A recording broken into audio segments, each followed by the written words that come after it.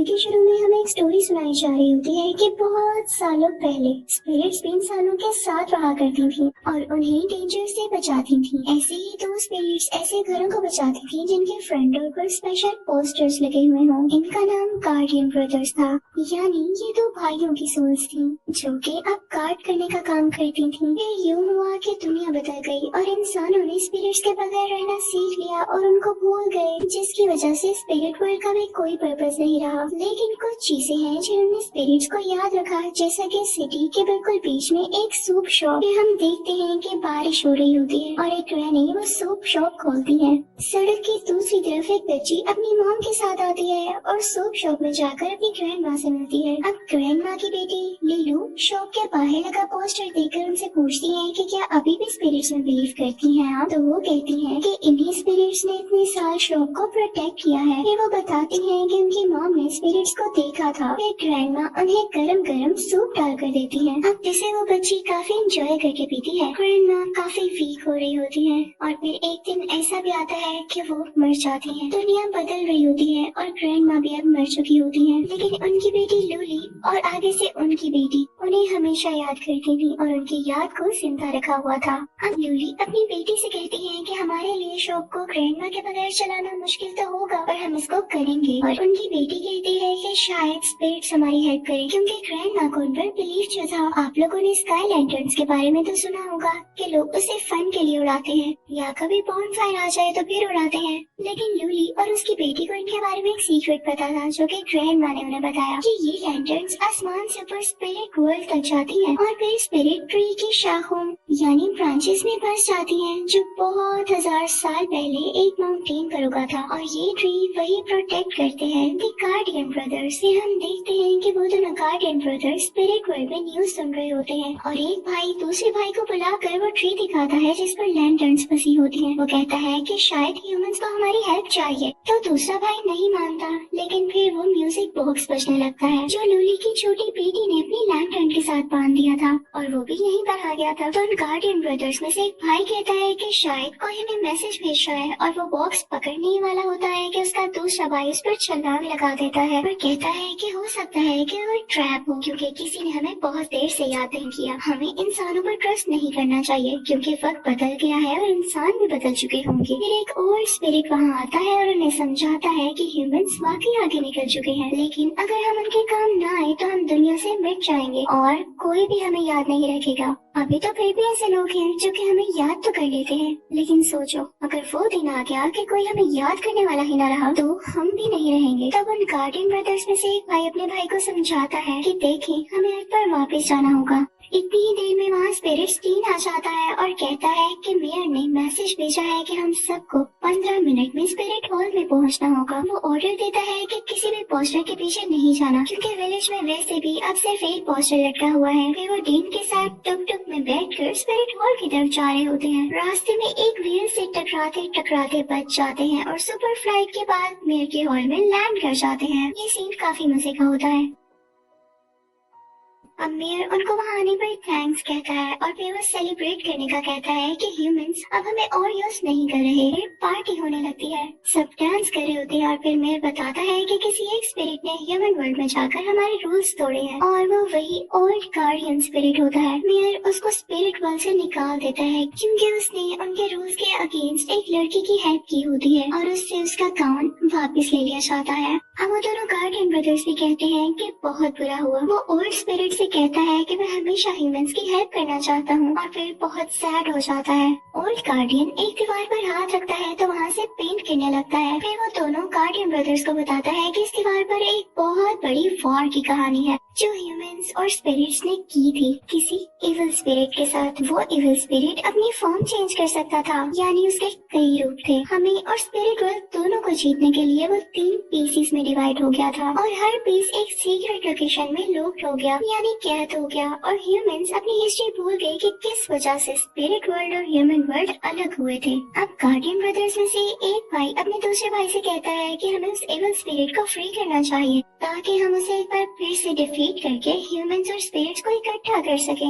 हमें ह्यूमंस को बताना होगा कि उनका दुश्मन है वो वही एविल स्पिरिट, और उसी की वजह से हम अलग हुए हैं, वरना हम साथ रह सकते थे। अब वो गार्डियन स्पिरिट से सील्स का पूछता है जहाँ वो पीसेस लॉक्ड है, यानी वो डिफरेंट लोकेशंस। अब वो ओल्ड गार्डियन उसे एक लीफ देता है और कहता है कि वो नीचे विलेज में कहीं दूर लॉक्ड है, लेकिन ये लीफ तुम्हारी हेल्प करेगा। अब उन भाइयों में से एक भाई उस गार्डियन से पूछता है कि अगर मैंने उस इविल स्पिरिट को फ्री किया तो क्या होगा, जिस पर वो बताता है कि ये बहुत बड़ा रिस्क है, लेकिन तुम्हारी नीयत साफ है, यानी तुम्हारा दिल या नेचर बुरी नहीं है, तुम्हें जो सही लगता है वो कर लो। अब सूप शॉप के साथ एक नई शॉप खुल जाती है और वो लोग वहाँ जाना शुरू कर देते हैं। वहाँ का ओनर आकर लूली की बेटी और उनकी मॉम को हेल्प ऑफर करता है, पर वो कहती है कि हम ऐसे ही ठीक है। एक्चुअली वो उनकी सूप शॉप खरीदना चाह रहा होता है। अब लूली की बेटी उसे एक सूप बाउल ऑफर करती है जिसे वो फटाफट से पी जाता है, लेकिन वो बहुत स्पाइसी होता है और उसको वहाँ से भागना पड़ता है। लूली की बेटी कुछ बच्चों के साथ खेलना चाह रही होती है,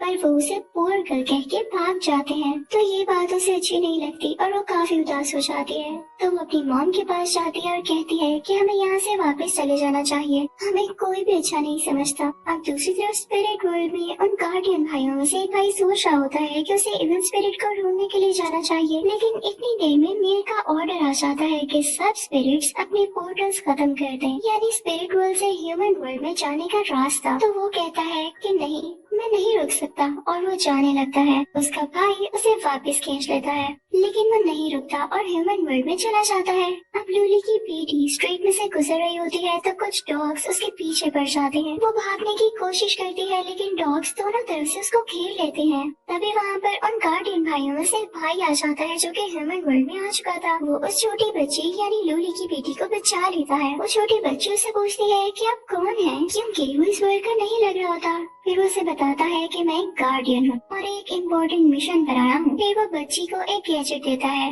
कि तुम्हें ये प्रोटेक्ट करेगा, और फिर वहाँ से चला जाता है। अब लूली अपनी बेटी का इंतजार कर रही होती है, तो इसलिए जैसे वो शो पर पहुँचती है तो वो उसे हक कर लेती है, यानी गले से लगा लेती है। उन गार्डियन भाइयों में से वो भाई उसे लीफ की मदद से एक फॉरेस्ट में आ जाता है। फिर एक लेक में देखता है तो वहाँ बहुत सारी फिशेस होती हैं जो कि शायद उस इविल स्पिरिट के पीस को सील कर रही होती हैं। जैसे ही वो अपनी स्वॉर्ड यानी तलवार निकालता है तो एक जायंट आदमी आकर पूछता है कि किसने मॉन्स्टर स्पिरिट को डिस्टर्ब किया, लेकिन वो उसका दोस्त ही होता है जो मजाक कर रहा था। अब वो उस गार्डियन ब्रदर को बताता है कि मेयर ने सील की प्रोटेक्शन करने की रिस्पॉन्सिबिलिटी मुझे दी है।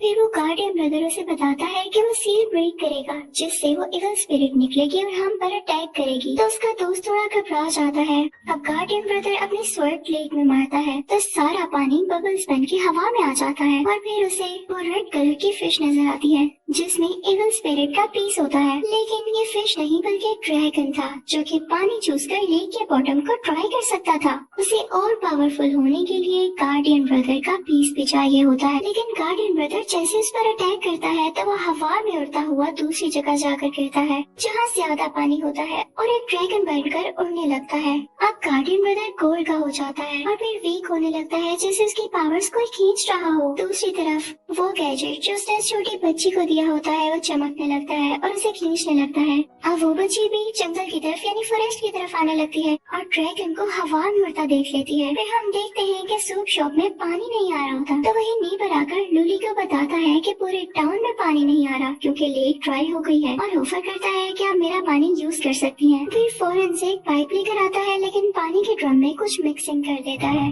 क्योंकि वो नहीं चाहता था कि उनकी सूप शॉप चले। जैसे ही लूली कस्टमर्स को सूप सर्व करती है उनके पेट में दर्द होने लगता है क्योंकि उन्होंने ना जानते हुए सूप में वही मिक्सिंग वाला पानी डाल दिया था। पुलिस आ जाती है कि शॉप पर कंटामिनेटेड खाने की रिपोर्ट आई है और शॉप बंद कर देती है। ये सब कुछ उसी नेबर की वजह से हुआ था जो कि इनकी शॉप खरीदना चाहता था। वो बहुत बुरा था। फिर गार्डियन ब्रदर का वही दोस्त आकर उसके भाई को बताता है कि कुछ गड़बड़ है क्योंकि आपका भाई जमीन पर है और उसने मुझ पर भी अटैक किया था। अब वो गार्डियन ब्रदर सोचने लगता है कि उसे क्या करना चाहिए।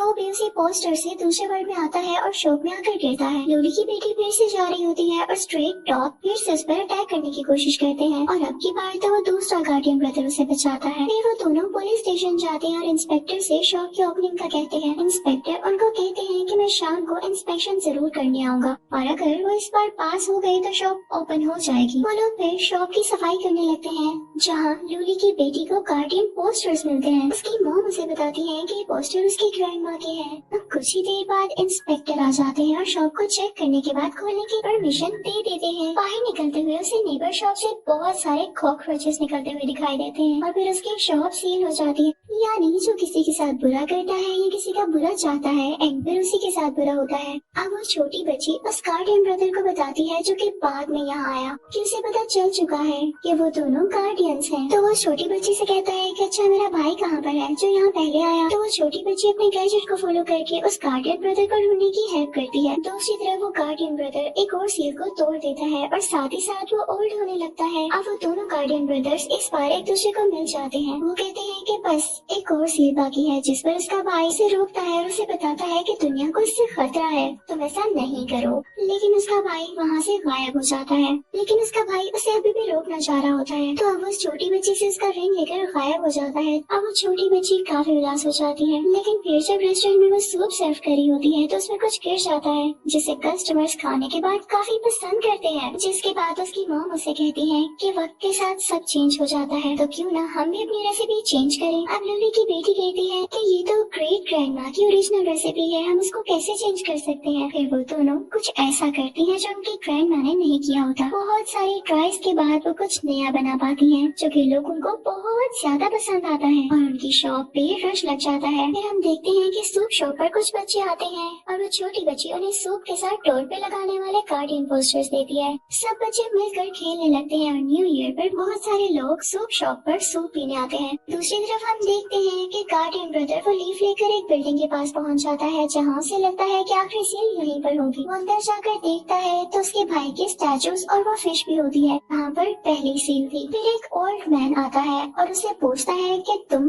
यहाँ कैसे। तो वो गार्डियन ब्रदर से पूछता है कि आप मुझे कैसे जानते हैं। तो वो कहता है कि पावरफुल गार्डियन ब्रदर को कौन नहीं जानता, लेकिन तुम तो वीक और अकेले हो चुके हो और तुम्हारे भाई ने भी तुम्हें छोड़ दिया है। लेकिन तुम्हें प्राउड होना चाहिए कि उस इविल स्पिरिट है तुम्हें इस काम के लिए चूज किया। वहाँ छोटी बच्ची के रेस्टोरेंट में उनका नेबर सीक्रेट रेसिपी चुराने आ जाता है लेकिन वो छोटी बच्ची उसे पकड़ लेती है। वो नेबर छोटी बच्ची को रस्सी से बांध देता है और उसे सीक्रेट रेसिपी के बारे में पूछने लगता है। इसी दौरान वो गार्डियन ब्रदर वहाँ पर आ जाता है और उस छोटी बच्ची को बचा लेता है। वो छोटी बच्ची उसे देखकर बहुत खुश होती है और कहती है कि मुझे पता था आप जरूर आएंगे। दूसरी तरफ ओल्ड मैन उस गार्डियन ब्रदर को बताता है कि विलन स्पिरिट तुम पर नजर रखे हुए है, तुम्हारे बहुत पास है। वो अपनी सारी पावर्स के खो जाने के बाद भी तुम्हें और मुझे गाइड कर रहा है। अब वो तुम्हें ये चांस देना चाहता है। लेकिन गार्डियन ब्रदर को उसी वक्त पता चल जाता है कि उसने सील्स तोड़ी थी। वो उसी की सोल का पार्ट थी और वो उनको डिस्ट्रॉय कर चुका था। उसको खुद पर कंट्रोल नहीं रहता और वो गुस्से में आ जाता है और अपने सारे स्टैचूज तोड़ देता है। ओल्ड मैन उसे कहता है कि इस पिक्चर को भी तोड़ दो, मगर वहाँ पर उस गार्डियन ब्रदर का दूसरा भाई आ जाता है और उसे कहता है कि सब कुछ खत्म करने से पास्ट में वापस नहीं आ जाओगे तुम, दुनिया को हमारे जैसे गार्डियंस की जरूरत है। अब उसका भाई ये सुनकर रुक जाता है और वापस जाने लगता है, लेकिन उसका भाई उसकी स्वर्ड आखिरी स्टैचू से निकाल देता है जिसके बाद आखिरी सील मुकम्मल तौर पर यानी कम्प्लीटली टूट जाती है और इविल स्पिरिट वापस आ जाती है। हर तरफ अंधेरा यानी डार्क छा जाता है। अब वो छोटी बच्ची और उसकी मॉम उसे बचने के लिए अपनी शॉप में घुस जाते हैं और इसी दौरान फायर क्रैकर चल जाता है जिससे वो इविल स्पिरिट डर कर भाग जाता है। अब वो छोटी बच्ची जल्दी से उठकर बाहर आती है और लोगों को बताती है कि वे सीरियल का मुकाबला क्रैकर से कर सकते हैं। जिसके बाद सब लोग क्रैकर चलाकर भागने लगते हैं। जिसके बाद सब लोग फायर क्रैकर्स को यूज करके उसे वहाँ से भगाने लगते हैं। अब वो दोनों गार्डियन ब्रदर्स एक इविल क्रिएचर जो कि एक ट्री से मॉन्स्टर बन जाती है उसको खत्म करने का प्लान करते हैं और वो प्रोटेक्शन ड्रिंक उसके हार्ट पर मारते हैं जिससे वो ट्री तबाह हो जाता है और तमाम डार्कनेस यानी अंधेरा खत्म हो जाता है। गार्डियन ब्रदर जो कि ओल्ड हो चुका था फिर से यंग हो जाता है और दोनों भाई मिलकर स्पिरिट्स के लिए एक रेस्टोरेंट बनाते हैं जिसकी वजह से अर्थ पर मौजूद लोग ज्यादा सेफ, स्ट्रॉन्ग और बहुत हैप्पी फील करते हैं। और यूं स्टोरी का एंड हो जाता है। Thank you for watching.